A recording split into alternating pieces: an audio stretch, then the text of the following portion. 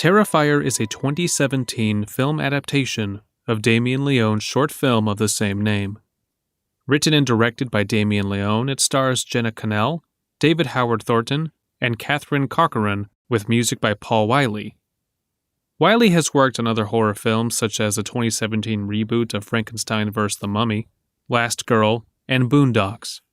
This is the third indie/B movie I've reviewed on the show.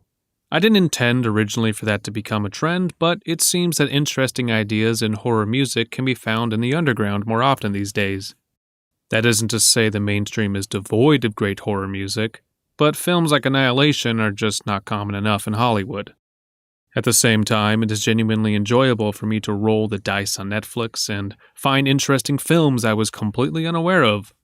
It's like going to a record store and... No, wait, hold on. It's like going on SoundCloud or YouTube or Pandora and letting the algorithm lead you down a rabbit hole of musical exploration. Yeah, you skip a lot, but when you happen upon that fascinating standout piece, it all becomes worth the journey. And sometimes the journey is its own reward. That is what Terrifier is for me. A fun loner that caught my eye. That was more sexual than intended. Terrifier, despite being a small-budget independent venture, is very much a movie of the times. It's modeled after 80s slasher flicks, it has a retro-wave synth score, it features an evil clown, and it was partially crowdfunded. No, I'm not kidding, there's a thank you section for the Indiegogo backers in the ending credits.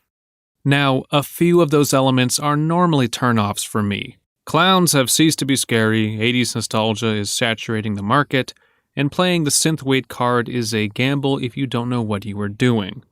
Thankfully, Paul Wiley does know what he is doing and manages to pull off an interesting score. I'm not going into the details of the plot, but I will say that it didn't do much for me. It's predictable and has a fair amount of scenes that are completely unnecessary or just don't connect with anything else in the film, leading me to believe they are just there for shallow shock value. I could be wrong. The ending is the worst part by far and really lowered my appreciation for the film. That being said, if you just want something to put on for a movie night or a good drinking game or you like slasher flicks, then this is a great candidate. There are plenty of moments I enjoyed. In particular, there is a bit of practical gore effects that was really effective. Unfortunately, it happens early on and there isn't much to the movie after that. But how does this all tie into the music? The music is simultaneously one of the strongest but least utilized aspects of the movie. While it works, it does a great job of establishing this show's favorite word, atmosphere. But it gets buried or substituted for a lot of stock sound effects and uninteresting pre-recorded rock songs. The songs themselves aren't bad, I just don't feel like they really added anything to the film overall. And the stock sound effects are just too noticeable. There's going to come a time when everyone is going to be off-put by hearing that one wind howling sound that they heard in a video game 5 years ago. It just takes me straight out of the experience. What's perplexing is that there are a billion free recordings of wind sounds to use, and if you happen to live in a windy place, just record your own. It's not expensive. How I feel about Terrifier shares some parallels with my fondness for Zat. Like my Zat review, I won't be playing music from Terrifier, but I will be making loose facsimiles. Also, like Zat, this movie was made from a place of great care and love. It was written, directed, and edited all by Damien Leone. This was clearly his passion, and he got to do it in a way bigger than most aspiring filmmakers ever can. That is something I admire and respect. Even if it doesn't impress most audiences, I'm happy that it exists at all. Anyway, let's move on to Paul Wiley's score. To say the score taps into the new retro wave phenomenon would be missing some nuance. While yes, a lot of the music is synth pads and typical stingers, a close listen reveals some motifs and general theming. The majority of the film takes place in a rundown building, warehouse, garage. It's not entirely clear what the purpose of the building is, but we know that it has a basement level, multiple pest infestations, and it's one step away from being condemned. There is ample space for shooting different scenes and added production value for a grimy, dark setting that characters can get stalked in. This is accentuated by the harsh metallic notes of many of the synths and sound effects. Flavors such as grinding, shimmering, and clanging accompany a lot of impacts and ambient pads. Action scenes are composed mainly with thumping bass lines and arpeggiated leads, often with chimes or harsh percussion to lend a sense of frantic pacing. Slower scenes maintain tension by drawn-out, deep synth lines that oscillate slowly, small leads building up and down to lull you into a state of suspense and intrigue. When isolated, the tracks sound great, but a lot of the writing and dialogue can get in the way. I found myself checking my phone multiple times during scenes with the antagonist that should have had me on the edge of my seat. Another large detractor is that there was no theme song for our antagonist, who is a clown. This is, after all, an homage to 80s slasher flicks. Shouldn't we have an eerie tune like in Halloween?